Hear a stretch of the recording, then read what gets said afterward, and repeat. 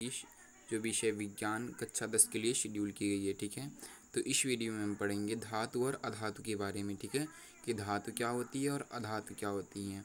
जैसे कि हमने पिछली कक्षाओं में भी इसके बारे में काफ़ी कुछ पढ़ा होगा, तो आज हम आसान से एक वर्कशीट है इसके बारे में जानेंगे, इसकी प्रॉपर्टी के बारे में। ठीक है, इसके गुणधर्म के बारे में जानेंगे। ठीक है, कि धातु और अधातु में डिफरेंस क्या होता है और उनके गुणधर्म क्या होते हैं। ठीक है, उनमें क्या पाए जाते हैं। ठीक है, जो उनको एक अलग करते हैं धातु और अधातु से। तो धातु और अधातुओं के कुछ भौतिक गुण निम्नलिखित हैं। ठीक है, भौतिक गुणधर्म इनके कुछ निम्नलिखित हैं, सो इनको हम देखते हैं। ठीक है, तो पहला गुणधर्म हमारा धात्विक चमक।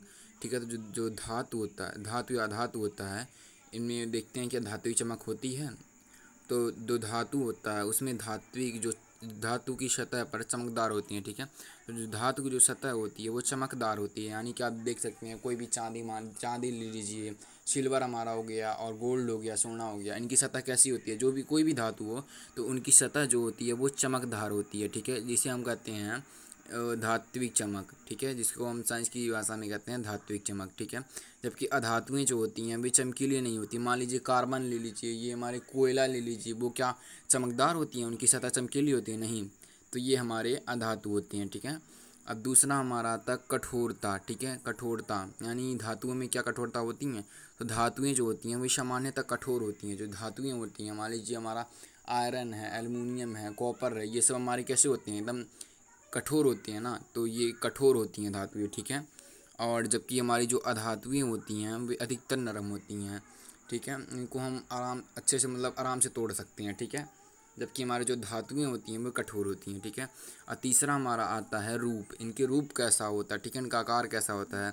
तो जो धातुएं होती हैं, ठीक है, धातुएं कमरे के ताप पर ठोस रूप में पाई जाती हैं। जो धातुएं होती हैं वो कमरे के ताप पर ठोस रूप में पाई जाती है। किसी भी ताप पर रख देना तो ठोस रूप में पाई जाएंगी। ठीक है, वो ठोस रहेंगी, सॉलिड। ठीक है, जबकि जो अधातुएं होती हैं वो दोनों अवस्थाओं में पाई जाती हैं, गैसीय में भी पाई जाएंगी और ठोस में भी पाई जाएंगी। ठीक है, दो अवस्थाओं में पाई जाती हैं जो हमारे अधातुएं होती हैं। उसके बाद हमारा आता है आघात वर्धिता। ठीक है, तो कुछ धातुओं को पीटकर पतली चादर के रूप में परिवर्तित किया जा सकता है। जैसे हमारी जो धातुएं होती हैं उनको हम पतली चादर के रूप में परिवर्तित कर सकते हैं। जैसे कि हमारा देखते हैं आप टीन ऊन बन जाता है, या कोई भी पतला हम चादर बना लेते हैं जो धातुओं से ही बने होते हैं ना, तो इनको हम पीट कर आघातवर्ध कर, ठीक है, इनके आघात कर, ठीक है, इनको हम पतली चादर में परिवर्तित कर सकते हैं। तो ये हमारी धातुएं होती हैं।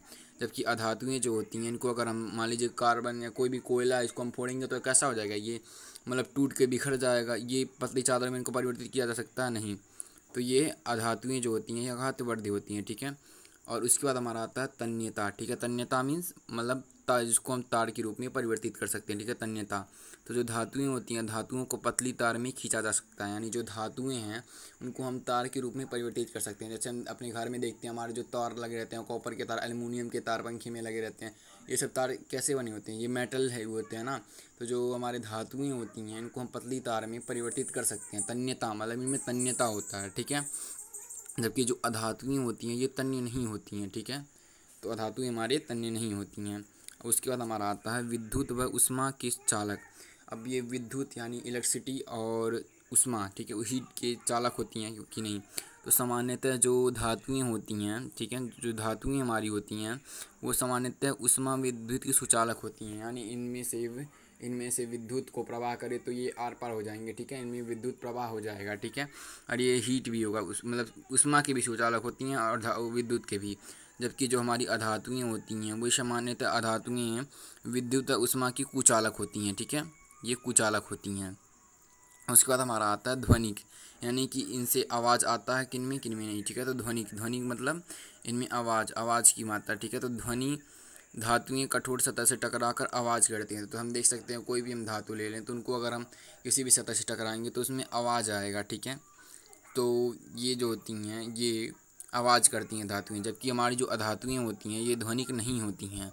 अगर आप इनको किसी भी सतह से टकराएंगे तो ये आवाज़ नहीं देंगी, उतनी नहीं देंगी धातुएं जैसी। ठीक है, और हमारी एक नोट करने वाली चीज़ है जो मरकरी होता है। ठीक है, जो मरकरी होता है वो कमरे के तापमान पर द्रव्य की अवस्था में पाया जाता है। अब देखेंगे मरकरी जो है ये एक मेटल है। ठीक है, बट ये जो मरकरी होता है ये आप देखेंगे तो ये हमारा लिक्विड अवस्था में हो जाता है, ठीक है। लिक्विड शेप में ये आप जब भी देखेंगे तो लिक्विड शेप में इसको पाएंगे, मरकरी जो होता है, ठीक है।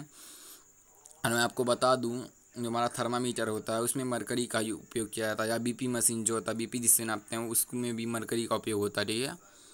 और जो हमारा ग्रेफाइट होता है, ग्रेफाइट विद्युत अवस्मा के सुचालक होते हैं, जबकि हमारा जो ग्रेफाइट है ये तो हमारा धातु है, मगर फिर भी ये विद्युत अवस्मा के सुचालक होते हैं, ग्रेफाइट, ठीक है। अब हमें ये आसान से कुछ क्वेश्चन दिए हुए हैं तो इनको हम कर लेते हैं, ठीक है। तो हमें पहले बताना है अपने आसपास किन्हीं 3 धातुओं के नाम लिखिए। आप किन्हीं 3 धातुओं के नाम लीजिए, किन्हीं 3 मेटल्स। तो आप लिख सकते हैं, पहला सिल्वर लिख सकते हैं, चांदी लिख सकते हैं, ठीक है, चांदी, ठीक है। पहला आप चांदी लिख सकते हैं, फिर आप लिख सकते हैं चांदी लिख सकते हैं, उसके बाद लोहा लिख सकते हैं, आयरन लोहा लिख सकते हैं, उसके बाद सोना लिख सकते हैं, ठीक है। आप 3 धातुओं का नाम इसमें बोला तो आप तीनों लिख लेंगे, ठीक है। ये हमारा पहले का आंसर हो जाएगा।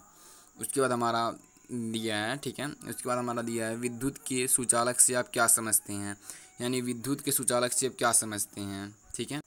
तुम्हारा विद्युत से कहने का तात्पर्य यानी कि वे पदार्थ जिसमें जो विद्युत है वो सरलता से प्रभावित हो जाए, ठीक है, वे हमारे कहलाते हैं विद्युत के सुचालक, ठीक है। जैसे हमारा मेटल हो गया। अब मैं आपको बता दूँ जो सिल्वर होता है, वो चांदी जो होता है, ये सबसे विद्युत का सबसे अच्छा सुचालक है, ठीक है, जो हमारा सिल्वर होता है। तो आप क्या लिखेंगे कि मतलब वे पदार्थ जो जिनमें से विद्युत सरलतापूर्वक प्रवाहित हो जाए तो उसे हम विद्युत के सुचालक कहेंगे, ठीक है।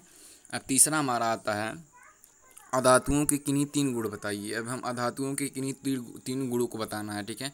तो अधातुओं को हम 3 गुण बता देंगे, इसमें से आप लिख सकते हैं, आप लिख लीजिएगा ये पहला, अधातुएं चमकीली नहीं होती हैं। दूसरा आप ये लिख लीजिएगा। तीसरा आप अधातुएं ठोस व गैसीय रूप में पाई जाती हैं। आप तीनों लिख लीजिएगा यहाँ से यहाँ तक, ठीक है। तो हमारा ये तीसरे का आंसर हो जाएगा। 3 गुण बताना तो आप इनमें से किन्हीं 3 लिख सकते हैं, ये 3 आप लिख लीजिएगा, ठीक है, ये तीनों, ये, ठीक है।